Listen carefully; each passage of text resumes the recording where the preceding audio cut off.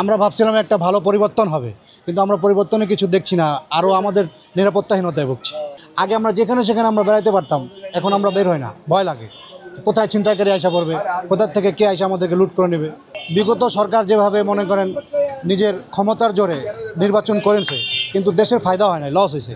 এখনও যদি কেউ যদি এরকমভাবেই নির্বাচন করে ফেলায় জোরে, তাহলে তো ভবিষ্যতে আমাদের জন্য সমস্যাই হবে, আবার এরকম হাঙ্গামা লাগবে, অভ্যুত্থান হবে। আমার যতটুকু মনে হয়, যদি আইন প্রশাসন বাহিনী যদি ওইখানে স্টক থাকে, একটা ইয়াবাও ঢুকবে না বাংলাদেশ। ওদের দুর্বলতা আছে। আর ছোটোখাটো ব্যবসায়ী আছে, ওরা পুলিশেই চালায়, ওদেরকে পুলিশেই চালায়, এটা একদম নিশ্চিত। মাদক ভাই আমার কেন, সবারই জন্য মাদক ক্ষতিকর। মাদক বলতে কি, সিগারেটটাও একটা মাদক। এই যে সিগারেট খাইতেছে, এটাও মাদকের ভিতরেই পড়ে, এটাও ক্ষতিকারক জিনিস। এটা সবার জন্যই ক্ষতি, আমার জন্য যে সেবন করে তার জন্যও ক্ষতি। মনে করেন আমি সেবন করলাম, আমি ঘরে গেলাম, আমার বাচ্চা নিল, তো আমার বাচ্চারও ক্ষতি, সবার জন্যই ক্ষতি। সবাইকে এটা পরিহার করা উচিত।